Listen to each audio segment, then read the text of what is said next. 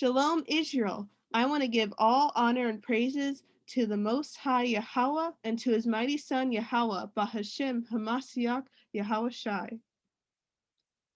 Shout out to all the mighty men, mighty women, and mighty children of Israel. This is Sister Rachel, and today's lesson will be on how Evanston, Illinois becomes the first U.S. city to pay supposed reparation to their Black residents.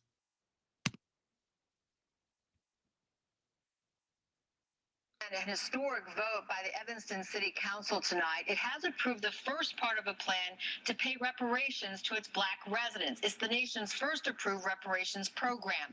NBC5's Alex Maragos on the story for us. He's live in Evanston. Alex. Allison, a really interesting debate tonight. Some say this measure doesn't go far enough.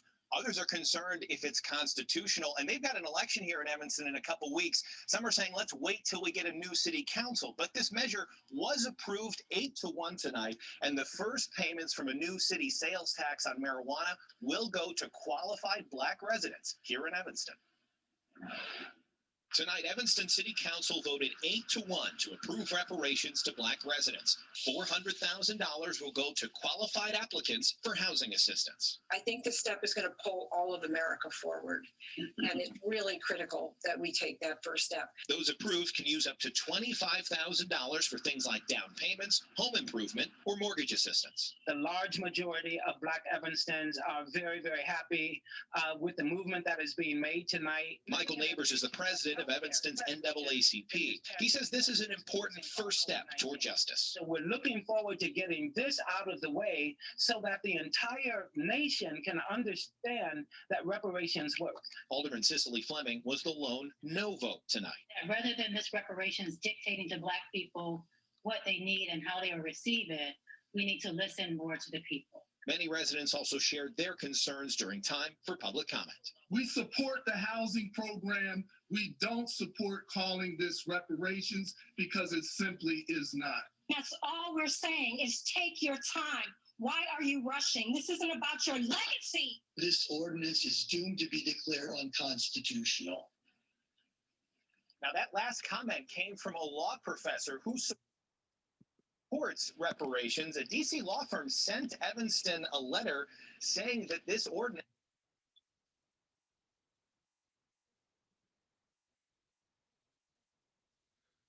as you can see in this video, reparations,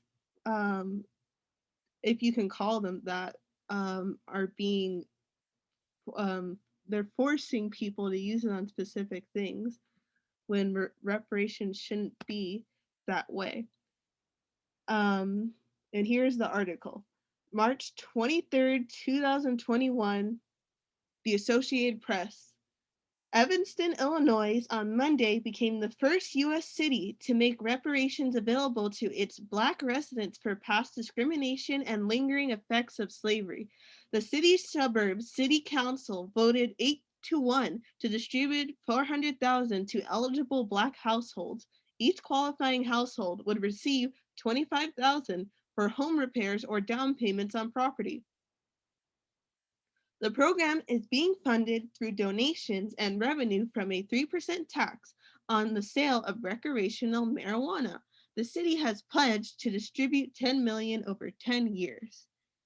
As I said prior, this is not reparations.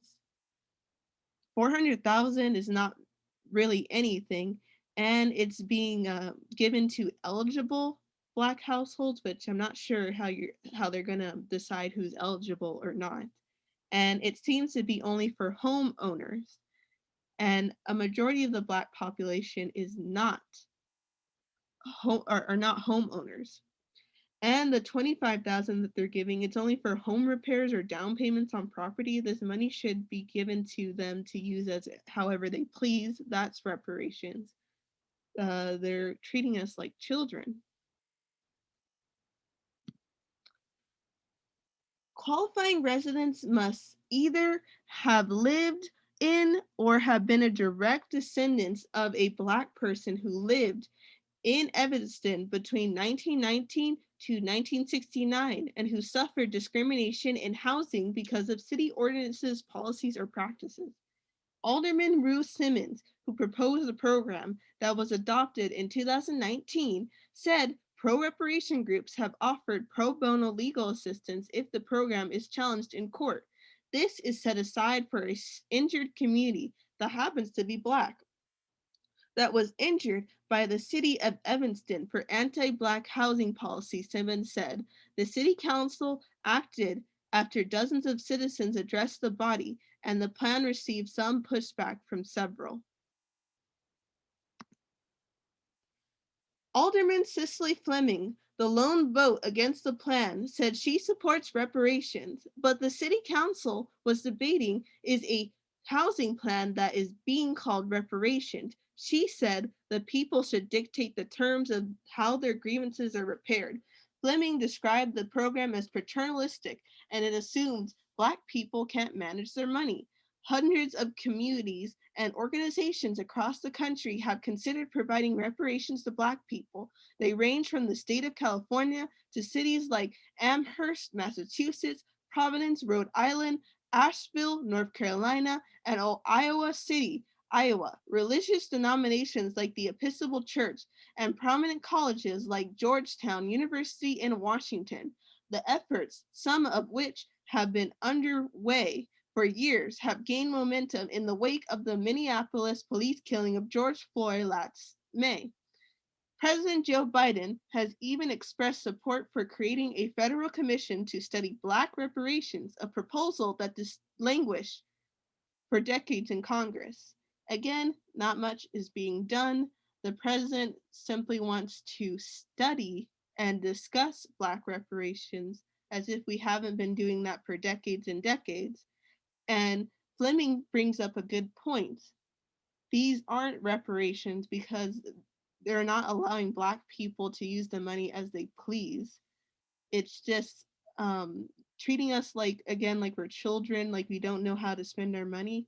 It doesn't matter what we spend our money on, whether you deem it smart or not.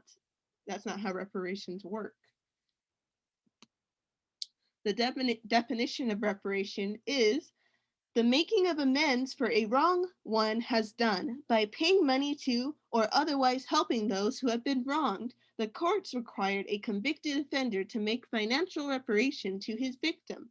Synonyms: amends, restitution, redress, compensation, damages, recompense, repayment, atonement, indemnification, indemnity. Archaic, the action of repairing something. The old hall was pulled down to avoid the cost of reparation. And I will prove this with the book of Ezekiel, chapter 9, verse 10. And as for me also, mine eye shall not spare, neither will I have pity, but I will recompense their way upon their head. Recompense is a synonym for reparations. In this verse, the Most High is giving judgment or recompense to the Israelites because we were going way off and committing many abominations. The book of Leviticus, chapter 5, verse 16. And he shall make amends for the harm that he hath done in the holy thing, and shall add the fifth part thereto, and give it unto the priest, and the priest shall make atonement for him with the ram of the trespass offering, and it shall be forgiven him. Again, here we see amends and atonement, synonyms for reparation. Has the oppressor given us reparations? 25,000 is pennies compared to the trillions and trillions that they owe the Black community. And have they received their recompense yet? Because if you go to Romans 6:23, the wages of sin is death. So we'll see what's coming to the oppressor. The book of Isaiah, chapter 34, verse 8. For it is the day of the Lord's vengeance and the year of recompenses for the controversy of Zion.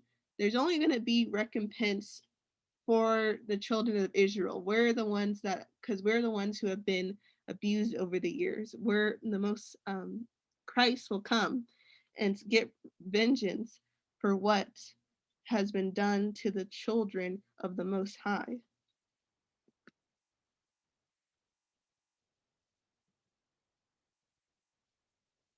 Slavery had become America's largest financial asset.